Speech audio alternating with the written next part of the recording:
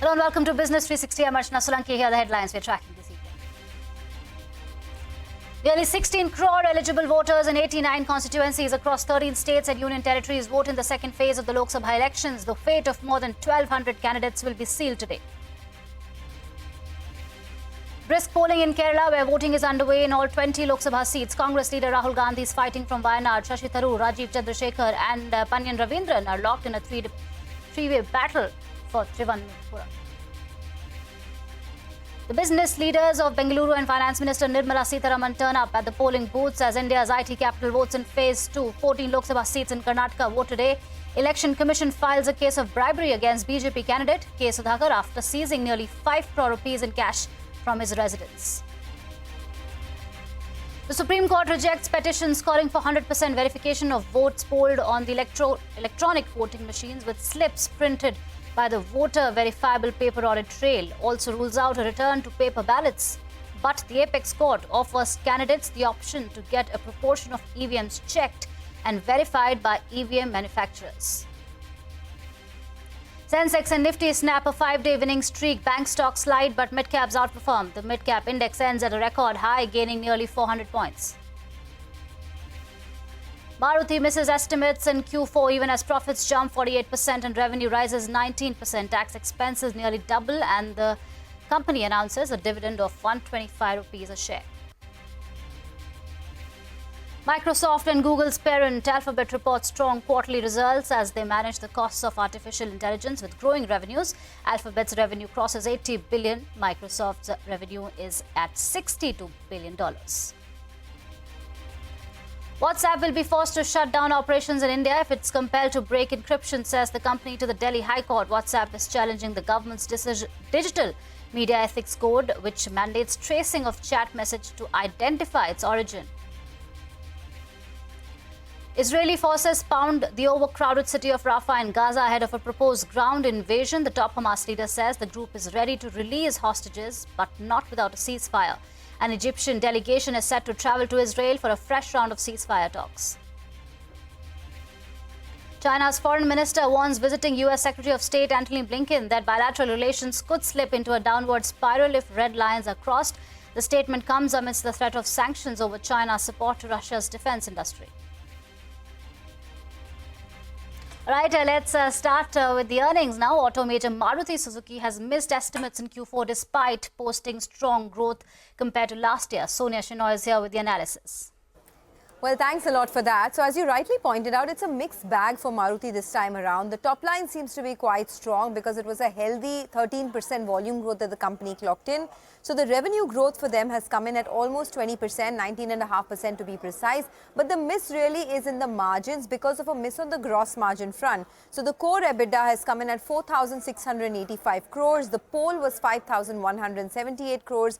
And the margins for Maruti have come in at 12.2% versus an expectation of 13.4%. Now, if you compare it year on year, the margins still look good compared to 10.5% last year. 12.2% is a good rise. That's largely because of lower raw material costs, better operating leverage and a better product mix as well for the company. If you look at it, the net profit growth has been very strong, up almost about 47.8%.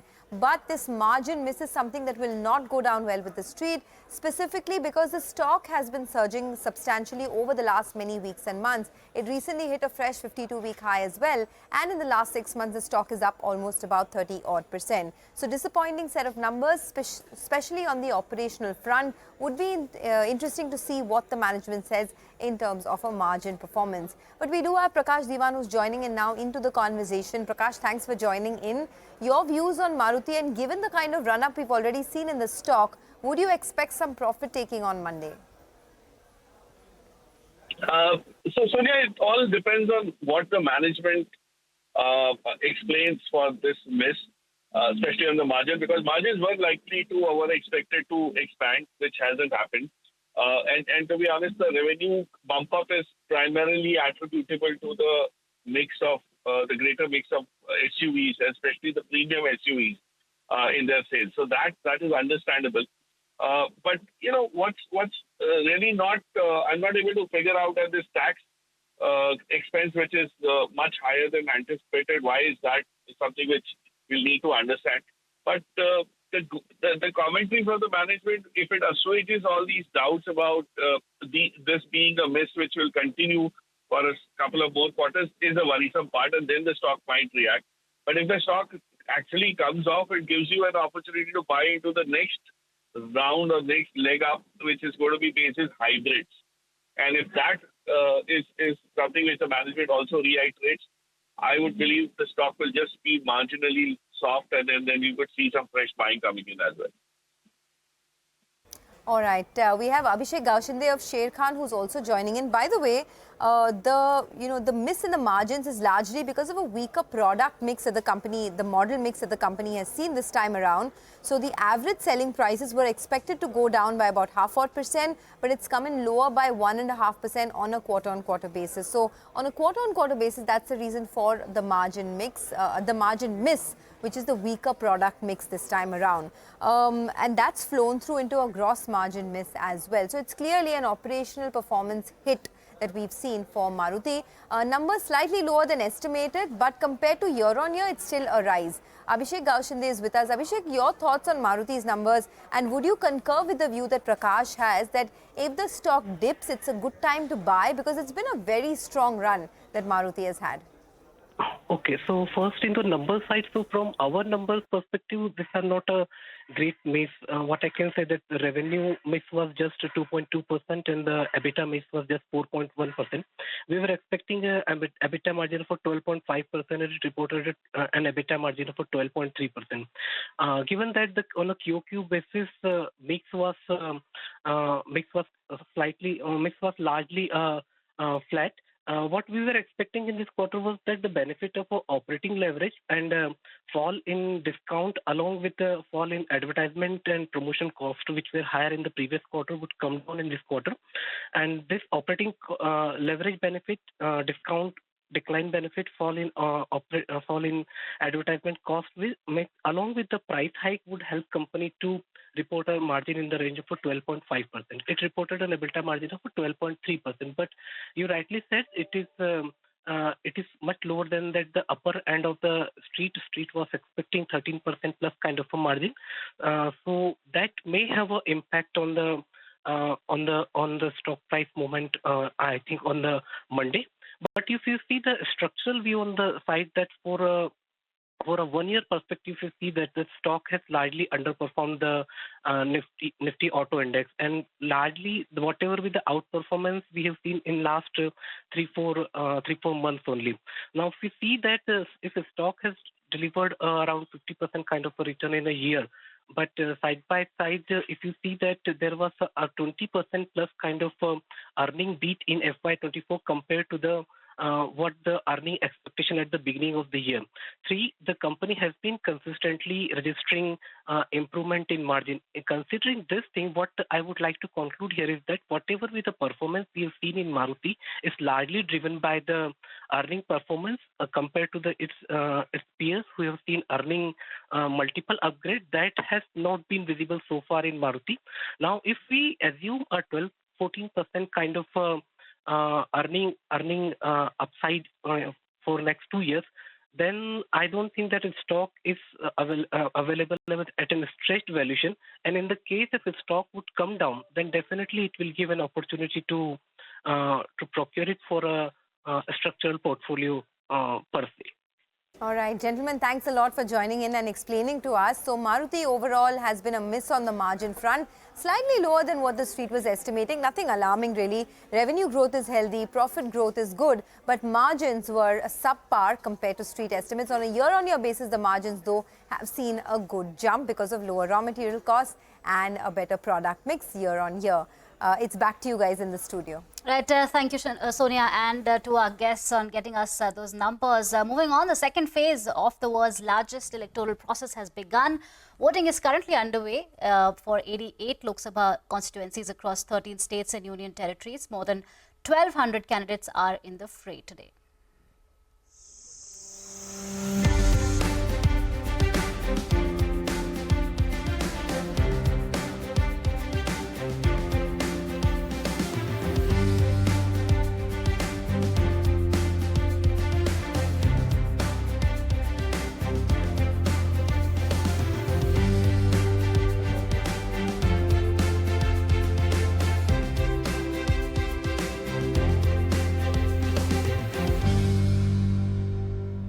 Right, Parikshit Luthra is standing by the election magic wall.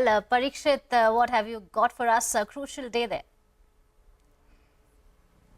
Yes, a crucial day indeed. In 2019, the NDA had won 62 out of the 88 seats going to polls. The opposition had got 24 and 2 went to other parties. So it'll be very crucial for the BJP and the NDA to do well in Kerala, also in seats such as those in Karnataka, where it has traditionally not won. Even Tamil Nadu elections are over, but we will have to see some results from the BJP in this state if it really wants to improve on its 2019 tally. So in a way, while Uttar Pradesh remains important for the BJP and the opposition, the South zone is extremely important as well, including Telangana and Andhra Pradesh.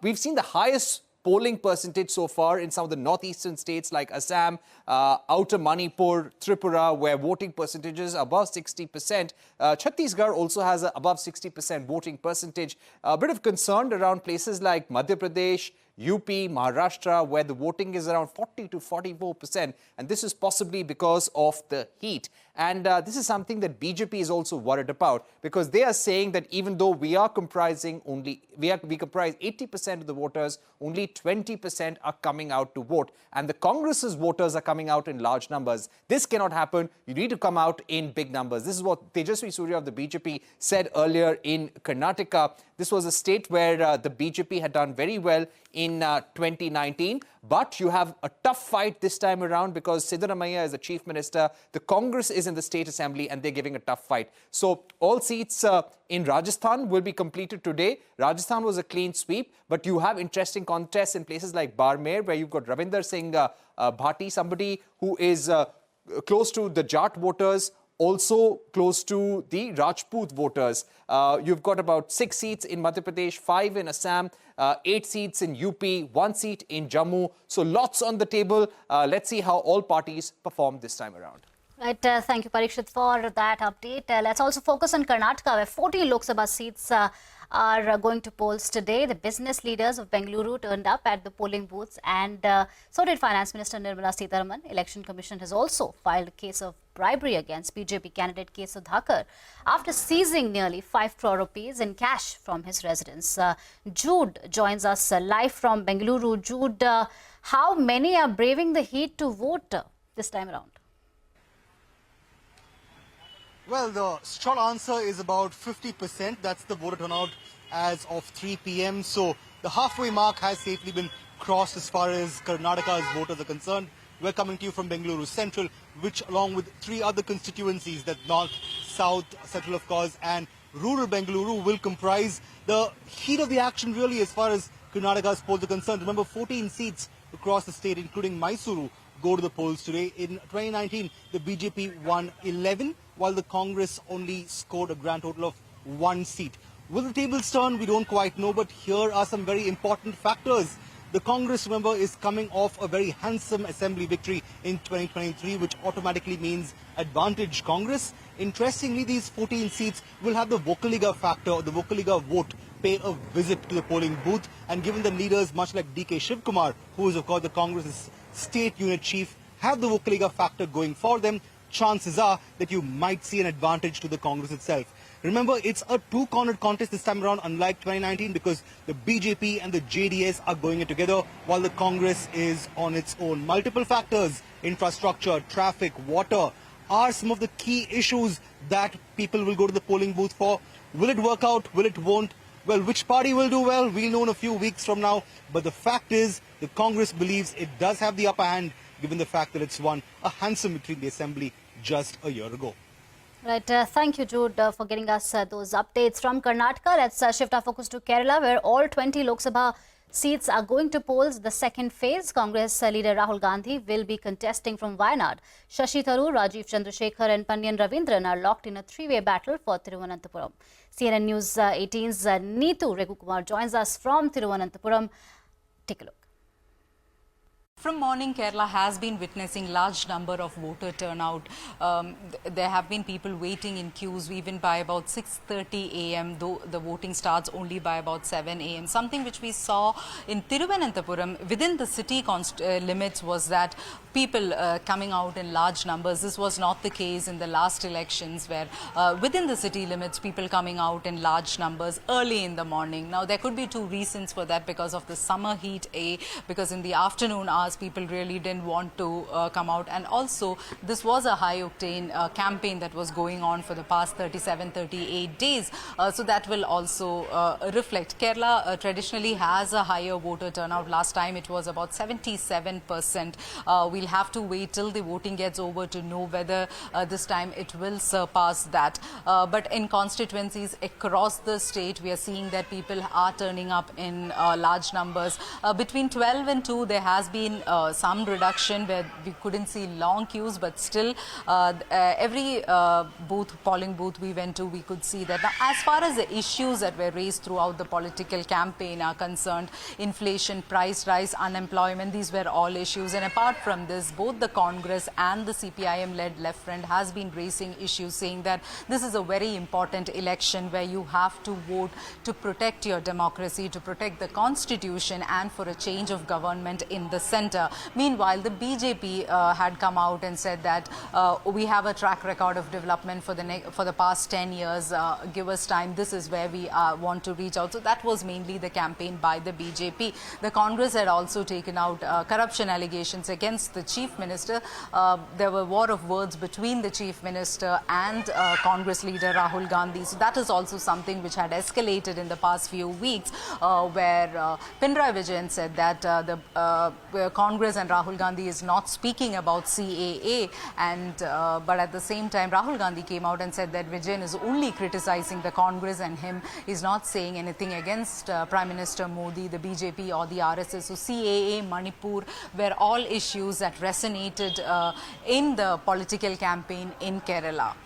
Right, thank you, Neetu, for that update. Let's now shift our focus to Uttar Pradesh, where 8 Lok Sabha constituencies are going to polls in Phase 2. These include Mathura, Meerut, Ghaziabad and Gautam Budh Nagar. In the 2019 general elections, the BJP had secured 7 of these seats, while the BSP won Amroha.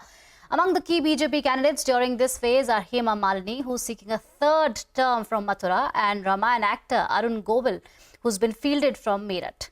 CNBC-TV18's Danish Anand is joining us from Noida, which is part of the Gautam Budh Nagar constituency. Danish, what is happening on ground? Do you see excitement, good voter turnout there? What were the key issues on which these elections, these crucial seats that are up for polls have seen in the recent past?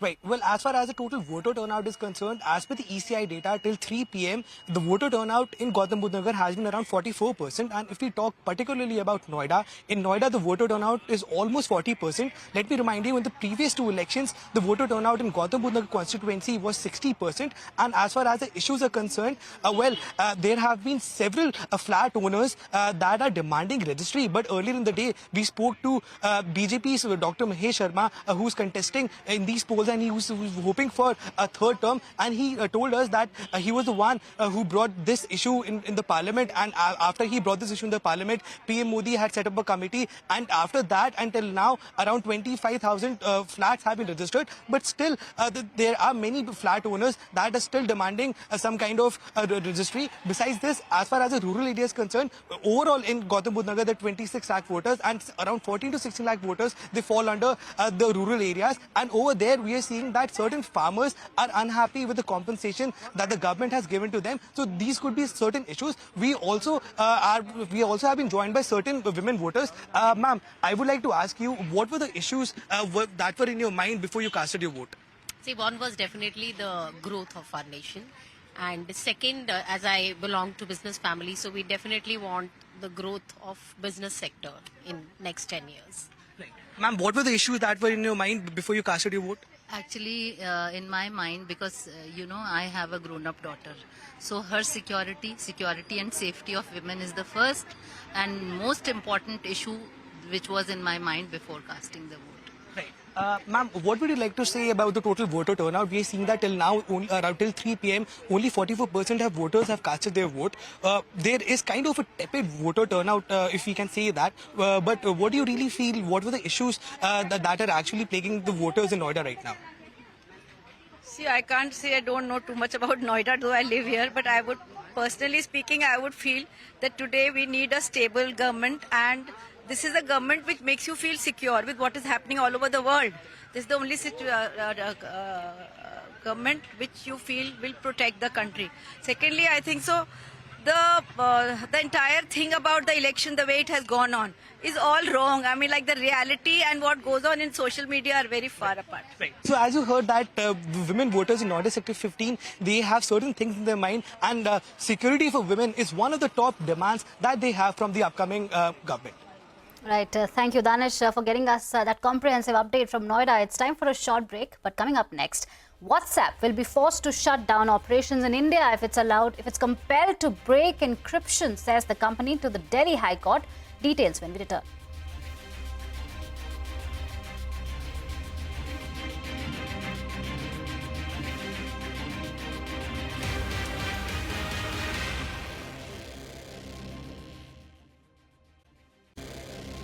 Welcome back. Here's a CNBC-TV18 exclusive. The government is likely to extend the deadline for 5 public sector banks to meet the 25% public float norm by 1 or 2 years. The government has no plans to dilute stake in these banks. However, sources have told CNBC-TV18 that the centre might reassess its plan after the Lok Sabha elections. Moving on, shares of Vodafone Idea worth more than 2,060 crore rupees exchanged hands in multiple block deals today. About 3.1% of the total equity changed hands. CNBC-TV18 learns from sources that ATC Telecom Infrastructure is the likely seller. Now, for the March quarter, ATC had 2.8% stake in the telecom company, and today's block deals are likely to be a clean-out trade. This comes a day after shares allotted in Vodafone Idea's FPO listed on the stock exchanges. Instant messaging platform WhatsApp told Delhi High Court that it will cease to function in India if it's compelled to break the encryption of messages and calls. The company argued that this move will violate the privacy of its users. These remarks come after WhatsApp parent company Meta challenged the government IT rules in the Delhi High Court. Abhimanyu Sharma joins us with the details. Abhimanyu, tell us what exactly WhatsApp said in the court. Well, it's a constant battle between significant social media intermediaries and the government as far as the scope of the IT rules is concerned. WhatsApp has submitted before the Delhi High Court that it can't be asked to break the end-to-end encryption, as this will dilute the trust of its users in the messaging platform, since they rely on the platform to ensure secrecy and privacy of their messages. WhatsApp has also claimed that any such IT rule which wants WhatsApp or any other similar company or intermediary to share data with the government as violative of the fundamental rights enshrined in the Indian Constitution. They have said that if at all they start sharing such data, they will have to find out the originator of messages, and it would be a very tedious task for them to keep a bank of millions of messages which are exchanged across the country. They have also said that no other country has asked for any such requirement or any such regulatory need. Also, the centre has maintained that there is absolutely no backing out of the IT rules. They have said that given the current realities, the current scenarios, they have said that it's needed to trace the message originators, even as the High Court had observed that privacy can also not be deemed as absolute. So clearly it remains to be seen what the government's stand would be, what WhatsApp's stand would be, and whether on the next date of hearing, that is on the 14th of August, whether there's going to be any backing down from any of the parties involved. Right. Thank you, Abhimanyu, for that. With that, it's a wrap on this edition of Business 360. More news and updates continue right here on CNBC TV18.